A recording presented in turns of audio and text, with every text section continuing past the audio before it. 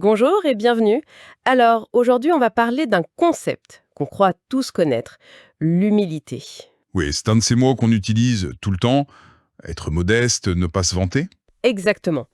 Mais les sources qu'on a explorées pour aujourd'hui, qui se basent sur la notion de tawadou, le terme arabe, nous disent que c'est bien plus profond et peut-être une des qualités les plus mal comprises, C'est tout à fait ça. On la confond souvent avec, je sais pas, la timidité ou un manque de confiance en soi. voire de la faiblesse. Oui, ou même de la faiblesse. Alors que la perspective qu'on va voir, c'est tout l'inverse. C'est pour ça qu'on va vraiment décortiquer tout ça aujourd'hui. Notre mission, si on peut dire, c'est de séparer la vraie humilité de toutes ces imitations. On va commencer par le mot lui-même, puis on traquera ses faux semblants pour, à la fin, voir à quoi elle ressemble, concrètement. Très bonne approche. Alors, c'est parti. Pour commencer, quelle est la racine de cette idée? D'où ça vient ce mot tawadou? Alors, l'approche linguistique est déjà fascinante. La racine du mot en arabe, elle évoque l'idée de s'abaisser, de se placer volontairement plus bas, de se soumettre. Le terme technique, c'est al-tavallul. Ah, donc le mot-clé, c'est volontairement. Ce n'est pas quelque chose qu'on subit comme une humiliation, Précisément, c'est un choix. c'est descendre soi-même du piédestal, pas se faire pousser. Exactement. Et c'est là qu'on passe de la linguistique à la définition, disons, spirituelle. C'est un travail intérieur, un travail actif pour ne pas se vanter, pour ne pas courir après la célébrité ou le pouvoir. Hmm. Mais surtout, c'est se libérer de l'admiration de soi, de ce qu'on appellerait aujourd'hui le narcissisme. C'est vraiment un désarmement de l'ego. Et ce qui est intéressant dans le texte, c'est que ce n'est pas juste une lutte contre l'arrogance, c'est présenté comme un équilibre, une sorte de chemin de crête. C'est le point central. L'humilité est décrite comme un équilibre parfait entre deux extrêmes.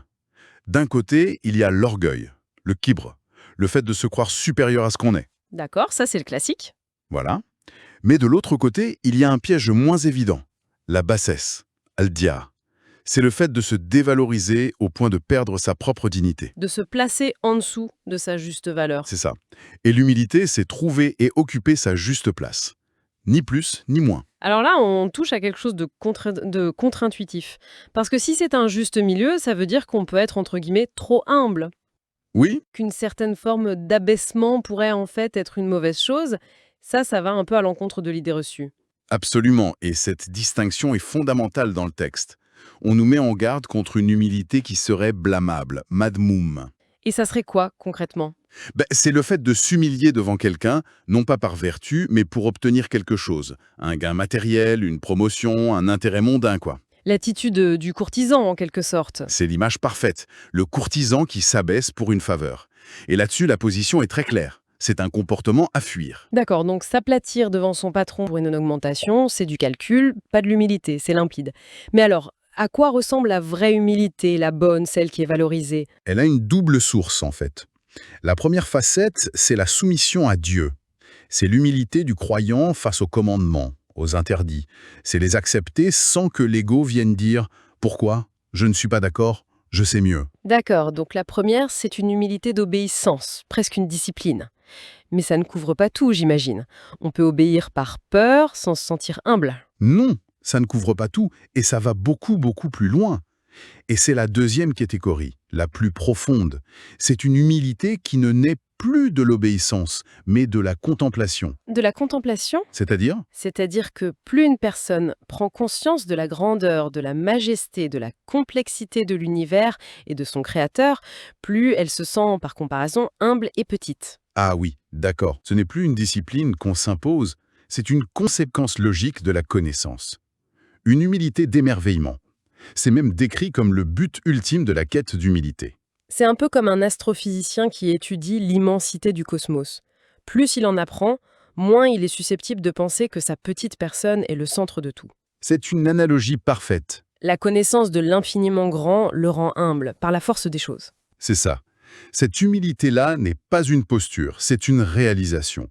Et ça nous amène directement à une autre distinction cruciale. Oui.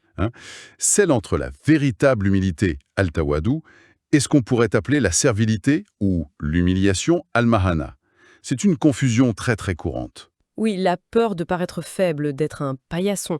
Comment est-ce qu'on fait la différence? La différence, elle tient à la source. On l'a un peu vu, la vraie humilité naît de la connaissance. Connaissance de plus grand que soi, mais aussi connaissance lucide de soi-même. Connaître ses propres défauts, ses faiblesses. Exactement. sans complaisance. Et cette lucidité, nous dit-on, elle produit un état intérieur de paix, de sérénité. Et à l'extérieur, comment ça se voit? Ça se manifeste par une bienveillance, une douceur envers les autres, sans jamais se sentir supérieur. Il y a une formule très parlante dans le texte. Laquelle? La personne humble ne pense pas avoir des droits sur les autres. Au contraire, elle considère que les autres ont des droits sur elle. C'est un renversement complet de perspective. C'est radical comme changement de logiciel, oui. Et à l'opposé, du coup, la servilité. La servilité ou l'avilissement de soi est décrite comme une bassesse. Elle ne vient pas de la lucidité, mais de l'opportunisme. C'est l'attitude du quémandeur qui s'abaisse pour satisfaire un besoin.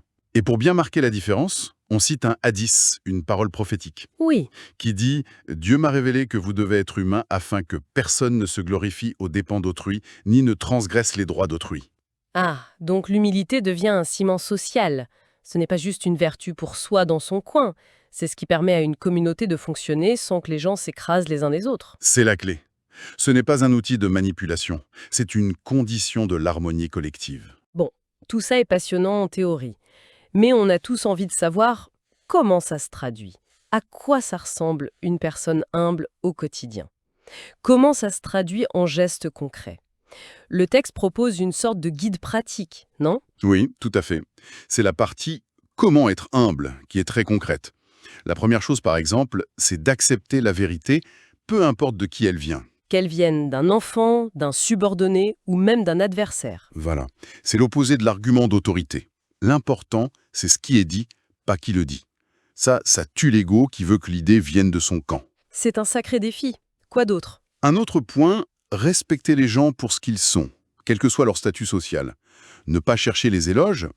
Si on vous signale une erreur, non seulement vous la reconnaissez, mais vous remerciez la personne qui vous a aidé à la voir. Au lieu de se sentir attaqué ou de se justifier. Ça demande une sacrée force intérieure. Énormément.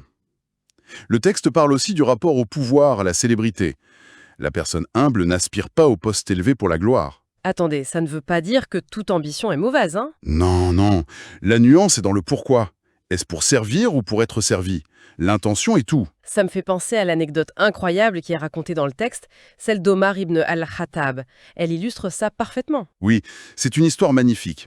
Omar, qui est alors l'homme le plus puissant de l'Empire, cherche activement un homme simple du Yémen, un certain Ouais al-Qorani. Pourquoi lui? Parce que le prophète Muhammad avait prédit sa venue et dit qu'il était si pieux que ses prières seraient exaucées. Omar voulait donc lui demander de prier pour son propre pardon. Le chef de l'État qui cherche un citoyen lambda pour lui demander une faveur spirituelle. L'image est déjà forte. Très forte. Après des années de recherche, il finit par le trouver, au milieu d'un groupe de gens pauvres, anonymes. Et que se passe-t-il? Bien, Omar lui explique qui il est. Il lui demande de prier pour lui, ce que Ouais fait, puis Omar lui demande « Où vas-tu ?» et Ouais répond « À Koufa ». Alors Omar, tout naturellement, lui propose de lui écrire une lettre de recommandation pour le gouverneur de la ville. Ce qui lui aurait garanti un statut, des honneurs, le tapis rouge, quoi. Exactement. Et la réponse de Ouais, c'est l'incarnation même de l'humilité. Il refuse poliment et il dit « Être parmi les gens simples et méconnus, mais préférable ». Waouh. Il choisit activement l'anonymat plutôt que la renommée offerte par le pouvoir. Ce n'est pas une humilité subie, c'est un choix de vie radical. C'est une histoire incroyable, vraiment. Et pour les autres gestes du quotidien, plus terre à terre. Il y en a plein. Par exemple, ne pas aimer que les gens se lèvent quand on entre dans une pièce. Ah oui, c'est l'anticulture du boss qui entre en réunion. Ici, l'idée, c'est de démanteler activement ces signes de hiérarchie. C'est ça. Ou encore, ne pas mépriser le travail manuel. On nous rappelle que les prophètes et les grands savants travaillaient de leurs mains. Concret, ça. Très. Porter ses propres affaires au marché, porter des vêtements simples, accepter l'invitation des plus pauvres et manger avec eux, refuser que des gens marchaient derrière soi comme une escorte. Ce sont tous des actes qui cassent les codes de l'orgueil social. Ça semble être un état d'esprit qui est quand même difficile à construire une fois qu'on est adulte, avec toutes nos habitudes. Alors, comment est-ce qu'on peut transmettre cette valeur aux enfants dès le départ? C'est un point essentiel du texte. Pour un enfant, l'humilité se traduit avant tout par une attitude d'apprentissage. L'idée, c'est d'utiliser les situations de la vie de tous les jours comme des leçons. Vous avez des exemples? Oui, plusieurs qui sont très parlants. Le sport, par exemple. C'est un terrain d'entraînement formidable. Ah oui. Apprendre à un enfant à accepter la défaite, à aller serrer la main de l'adversaire et à le féliciter sincèrement. Et ce qui est tout aussi important, lui apprendre à gagner sans se moquer du perdant. Ça, c'est l'humilité dans la victoire. C'est vrai que c'est une excellente leçon. Et en dehors du sport? Le rapport aux aînés. Apprendre à un enfant à écouter ses grands-parents, à valoriser leur expérience. À l'école, s'il a une mauvaise note, la réaction d'orgueil, c'est la faute du prof. Classique. La réaction d'humilité, c'est d'accepter qu'on doit travailler plus, qu'on n'a pas tout compris. On mentionne même le rapport à la nature. Lui apprendre à respecter les plus petites créatures pour qu'ils comprennent que rien n'est insignifiant. Et dans les relations avec les enfants? Les disputes? C'est peut-être le plus difficile et le plus important. Le texte insiste sur la capacité à demander pardon. Si l'enfant a dit une parole blessante, lui expliquer que reconnaître son erreur et s'excuser, ce n'est pas un signe de faiblesse, c'est un signe de force. C'est l'apprentissage anti-égo par excellence. L'ego veut toujours avoir raison, avoir le dernier mot. L'humilité, ce serait la force de dire « j'ai eu tort ». C'est une leçon énorme, pour un enfant et pour beaucoup d'adultes aussi. Et la conclusion de cette partie, c'est que l'humilité est l'antidote naturel à l'arrogance. Un enfant qui grandit avec cette valeur développera bien plus facilement le respect, la tolérance, l'empathie. Il apprendra mieux, tout simplement. Son esprit sera ouvert. Exactement. Pas fermé par la certitude de tout savoir. Bon, si on essaye de rassembler tout ça, quelle est l'idée centrale, le message qu'on doit garder en tête? Je crois que la grande idée, c'est que l'humilité, telle qu'on vient de la décrire, n'est absolument pas un signe de faiblesse. Au contraire, c'est une force, une lucidité, un signe de grande maîtrise de soi. On utilise même l'expression de valeur civilisationnelle. Une valeur civilisationnelle, donc pas juste une qualité personnelle et privée, mais quelque chose qui, si elle était répandue, permettrait à une société de mieux fonctionner. C'est exactement ça. Moins de conflits, plus d'écoute, plus de coopération. C'est une force qui reposerait sur quoi alors? Sur 3 piliers, une juste connaissance de soi, sans illusion, le respect profond des autres, et, dans le contexte de ce texte, une connexion à quelque chose de plus grand que soi, qui relativise notre propre importance. C'est cette combinaison qui en fait une vertu si structurante. Il y a un vers de poésie à la fin qui résume tout ça de façon très imagée, non? Oui, un vers d'une puissance folle. Ne marche sur la terre qu'avec humilité, car combien de gens sous elle sont plus élevés que toi? Waouh! Ça remet vraiment les choses en perspective. Complètement. C'est une image incroyablement forte pour conclure. Et tout ça m'amène à une dernière pensée, une question que cette analyse soulève. On a vu que l'humilité n'est pas seulement une vertu morale, mais une condition essentielle pour apprendre. Alors, voici la question.